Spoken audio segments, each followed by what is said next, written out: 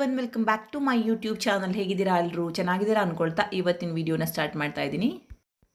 So ಎಲ್ರಿಗೂ belated ಆಗಿ wish you happy Deepavali. ಅಮ್ಮ ಮನೆಯಲ್ಲಿ ಲಕ್ಷ್ಮೀ ಪೂಜೆಗೆ ರೆಡಿ ಮಾಡ್ತಾ ಇರೋದು. ಹಾಗೆಯೇ ನಾನು ಮತ್ತು ನಮ್ಮಮ್ಮ ಇಲ್ಲಿ ರೆಡಿ ಮಾಡ್ತಾ ಇದ್ದೀವಿ. ನನ್ನ ತಂಗಿ ಇವಾಗ ಜಸ್ಟ್ ಬಂದು ನೋಡಿ, ನಮ್ಮ ತಂಗಿ ತಗೊಬಂದಿದ್ದಾಳೆ ಕಮಲದ ಹೂ ಇವತ್ತು ಲಕ್ಷ್ಮೀ ಪೂಜೆಗೆ. ಹಾಯ್ ಮಾಮಣ್ಣ, ಹಿಡ್ಕ ಹಂಗೆ ಜಸ್ಟ್ ಕೊಡು, ಅಜ್ಜಿ ಕೊಡು. ಸೊ ದೀಪಾವಳಿ ಹಬ್ಬದಲ್ಲಿ ಲಕ್ಷ್ಮೀ ಪೂಜೆ ಬರುತ್ತಲ್ವ, ಅದನ್ನು ಅಮ್ಮ ಮನೆಯಲ್ಲಿ ಸಿಂಪಲ್ ಆಗಿ ಮಾಡ್ತಾರೆ. ಹಾಗಾಗಿ ನಾವು ಜಸ್ಟ್ ಫೋಟೋವನ್ನು ಇಟ್ಟು ಸ್ವಲ್ಪ ಡೆಕೋರೇಟ್ ಮಾಡಿ ಈ ರೀತಿಯಾಗಿ ಪೂಜೆಯನ್ನು ಮಾಡ್ತಾ ಇರೋದು.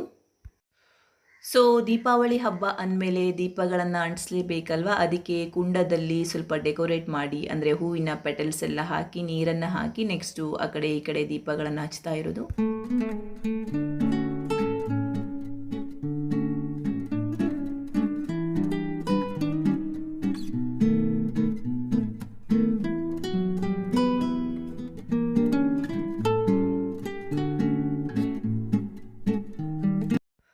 ಸೊ ಲಕ್ಷ್ಮೀ ಪೂಜೆ ಮಾಡಬೇಕಂದ್ರೆ ಮನೆಯಲ್ಲಿ ಸುಮಾರು ಜನ ಇರಬೇಕಲ್ವ, ತುಂಬ ಖುಷಿ ಅನಿಸುತ್ತೆ. ಯಾಕಂದರೆ ಒಬ್ಬೊಬ್ಬರು ಒಂದೊಂದು ಕೆಲಸ ಮಾಡಿ ಹೆಲ್ಪ್ ಮಾಡ್ಕೋಬೋದು. ಇಲ್ಲಾಂದರೆ ಕೆಲವೊಂದೆಲ್ಲ ಮರ್ತೋಗ್ಬಿಡುತ್ತೆ ಲಕ್ಷ್ಮೀ ಪೂಜೆಯಲ್ಲಿ. ನನಗೂ ಕೂಡ ಅಷ್ಟೇ, ಮನೆಯಲ್ಲಿ ಲಕ್ಷ್ಮೀ ಪೂಜೆ ಮಾಡಿದಾಗ ಎಷ್ಟೊಂದೆಲ್ಲ ಮರ್ತಿರ್ತೀನಿ. ಸೊ ಈ ಥರ ಎಲ್ಲರೂ ಇದ್ದರೆ ತುಂಬ ಚೆನ್ನಾಗಿ ನೀಟಾಗಿ ಕರೆಕ್ಟಾಗಿ ಮಾಡಬಹುದು ಅಲ್ವಾ.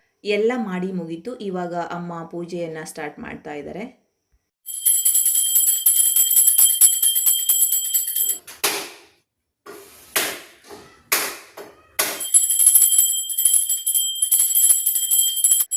ಲಕ್ಷ್ಮೀ ಪೂಜೆಗೆ 5 ಆರತಿಯನ್ನು ಮಾಡಬೇಕಲ್ವ, ಹಾಗಾಗಿ ಅಮ್ಮ ಫಸ್ಟ್ ಪೂಜೆಯನ್ನು ಸ್ಟಾರ್ಟ್ ಮಾಡಿದರು. ನೆಕ್ಸ್ಟು ನಾನೊಂದು ಆರತಿಯನ್ನು ಮಾಡಿದೆ. ನೆಕ್ಸ್ಟು ನನ್ನ ತಂಗಿ ಒಂದು ಆರತಿಯನ್ನು ಮಾಡ್ತಾ ಇದ್ದಾಳೆ. ಹಾಗೆಯೇ ನೆಕ್ಸ್ಟು ಅಪ್ಪ ಮಾಡಿದರು. ನೆಕ್ಸ್ಟು ಲಾಸ್ಟಲ್ಲಿ ಮತ್ತೆ ಮಂಗಳಾರತಿಯನ್ನು ಅಮ್ಮ ಮಾಡ್ತಾ ಇದ್ದಾರೆ.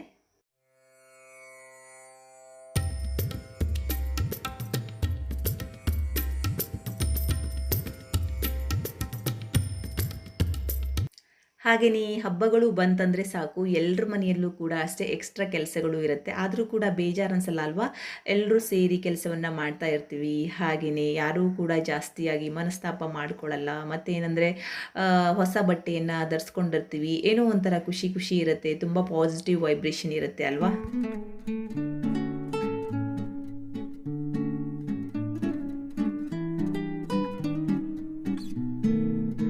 ಮುಂಬೈನಿಂದ ಬರುವಾಗ ತಂಗಿ ಎಲ್ರಿಗೂ ಏನೇನು ಗಿಫ್ಟ್ ತಂದ್ಲು ಅಂತ ತೋರಿಸ್ತೀನಿ. ದೀಪಾವಳಿ ಹಬ್ಬಕ್ಕೆ ನಮ್ಮ ತಂಗಿ ನೋಡಿ ಡ್ರೆಸ್ ತೊಗೊಬಂದಿದ್ದು. ಇದು ನನಗೆ ಈ ಕಲರ್ ನನ್ನ ಹತ್ರ ಇರಲಿಲ್ಲ, ಸೊ ತುಂಬ ಚೆನ್ನಾಗಿದೆ. ಇದು ತೊಗೊಬಂದಿದ್ದು ಡ್ರೆಸ್ ಈ ಥರ ಇದೆ. ಇದು ಕಾಶ್ಮಿಗೆ ಕಾಟನ್ ಡ್ರೆಸ್ಸು, ಇದು ಒಂದು. ನೆಕ್ಸ್ಟು ಇದೊಂಥರ ಡಿಫ್ರೆಂಟ್ ಆಗಿದೆ ಜಾಕೆಟ್, ಇದು ಮೇಲೆ, ಇದು ಒಳಗೆ ಚಿಕ್ಕ ಟಾಪ್ ಬರುತ್ತಲ್ಲ ಅದು ಕಾಶ್ಮಿಗೆ, ಪಲಾಜೋ ಪ್ಯಾಂಟ್ ಬರುತ್ತಲ್ವ ಆ ಥರ. ಇದು ಒಂದು ಕ್ಯೂಟ್ ಆಗಿದೆ ಕಾಶ್ಮೀರ್ ಪಟ. ನೆಕ್ಸ್ಟು ಇದು ಸ್ಯಾರಿ ನಮ್ಮಮ್ಮಂಗೆ, ಇದು ತಮ್ಮನ ಮಗನಿಗೆ ಜಾಕೆಟು ಪ್ಯಾಂಟ್ ಎಲ್ಲ ಇದೆ. ಮತ್ತು ನಾನು ಬಿಚ್ಚು ತೋರಿಸಲ್ಲ, ಇದು ಒಂದು. ಇದು ಚಿಕ್ಕ ಮಗನಿಗೆ ಶ್ರೀಮಂತ ಬೀಟ್ಗೆ ಇದೊಂದು ಕಲರ್, ಇದೊಂದು ಕಲರ್. ನೆಕ್ಸ್ಟು ಇದೊಂದು ಕಲರ್. ಇದು ವೆನಿಟಿ ಬ್ಯಾಗ್ ಅಮ್ಮಂಗೆ. ಸೊ ಈ ಥರ ಇದೆ, ಕ್ಯೂಟ್ ಆಗಿದೆ. ಇದೇನು, ಸೊ ಇದು ಅಮ್ಮಂಗೆ 2 ನೈಟಿ ತಗೊಂಡಿದೆ. ಇದು ಒಂದು ನೈಟಿ. ದೀಪಾವಳಿ ಹಬ್ಬಕ್ಕೆ ದೀಪದಾನ ಮಾಡ್ಬೇಕಂತಾರಲ್ವ, ಹಾಗಾಗಿ ಇದು ಒಂದು ಚಿಕ್ಕ ತುಳಸಿ ಇದು ಕುಂಡ ಅಂತಾರಲ್ವ, ಅದು ಒಂದು ದೀಪ. ಸೊ ಇದೊಂದು, ಇದು ದೇವರಿಗೆ ಪೂಜೆ ಮಾಡೋಕ್ಕೆ. ಈ ಕಡೆ ಸಿಗೋದು ಕಮ್ಮಿ, ಮುಂಬೈ ಸೈಡು ಜಾಸ್ತಿಯಾಗಿ ಇದನ್ನು ಯೂಸ್ ಮಾಡ್ತಾರೆ. ನೀರೇನಾದ್ರು ತೊಗೊಂಡು ಹೋಗ್ಬೇಕಾದ್ರೆ ಹೂ, ಕಾಯಿ, ಹಣ್ಣು ಎಲ್ಲ ತೊಗೊಂಡು ಹೋಗ್ತಾರಲ್ವ, ಸೊ ಅದ್ರ ಮೇಲೆ ಈ ಥರ ಮುಚ್ಕೊಂಡು ಹೋಗ್ತಾರೆ. ಯಾಕಂದರೆ ಓಪನ್ ಮಾಡ್ಕೊಂಡು ಹೋಗ್ಬಾರ್ದು ಅಂತಾರೆ, ಹಾಗಾಗಿ ಇದು ಮುಚ್ಕೊಂಡು ಹೋಗ್ತಾರಲ್ವ. ಸೊ ಇದು ನಂಗೊಂದು ಮತ್ತು ನಮ್ಮ ಅಮ್ಮ ಮನೆಗೊಂದು 2 ತೊಗೊಬಂದಿದ್ದಾರೆ. ಸೊ ಕಲರ್ ನೋಡಿ, ಕ್ಯೂ ನಮ್ಮ ಅಪ್ಪಂಗೆ ಶರ್ಟು. ನೆಕ್ಸ್ಟ್ ಇಲ್ಲಿ ಗಾಡಿ ಪೂಜೆಗೆ ರೆಡಿ ಮಾಡ್ತಾ ಇದ್ದೀವಿ. ಅಪ್ಪ ಎಲ್ಲ ನೀಟಾಗಿ ವಾಶ್ ಮಾಡಿಕೊಂಡು ರಂಗೋಲಿ ಹಾಕಿ ಅರ್ಶಿನ ಕುಂಕುಮ ಎಲ್ಲ ಹಚ್ತಾ ಇದ್ದಾರೆ. ಹಾಗೆಯೇ ನಾವು ದೀಪಾವಳಿ ಹಬ್ಬದ ಟೈಮಲ್ಲಿ ಎಲ್ಲರೂ ಕೂಡ ವೆಹಿಕಲನ್ನು ಪೂಜೆ ಮಾಡ್ತೀವಿ ಅಲ್ವಾ. ಯಾಕೆಂದರೆ ನಮಗೆ ಎಮರ್ಜೆನ್ಸಿ ಟೈಮಲ್ಲಿ ಆಗಿರ್ಬೋದು ಅಥವಾ ಕೆಲಸಕ್ಕೆ ಹೋಗೋಕ್ಕಾಗಿರ್ಬೋದು, ಪ್ರತಿಯೊಂದಕ್ಕೂ ವೆಹಿಕಲ್ ಬೇಕೇ ಬೇಕಲ್ವ. ನಮ್ಮನ್ನು ಸೇಫಾಗಿ ಕರ್ಕೊಂಡೋಗಿ ಸೇಫಾಗಿ ಕರ್ಕೊಂಡು ಬರುತ್ತೆ. ಮುಂದೂ ಕೂಡ ಹಾಗೆ ಆಗಲಿ ಅಂತ ನಾವು ಅದನ್ನು ಲಕ್ಷ್ಮೀ ಸ್ವರೂಪವಾಗಿ ಪೂಜೆ ಮಾಡ್ತೀವಿ.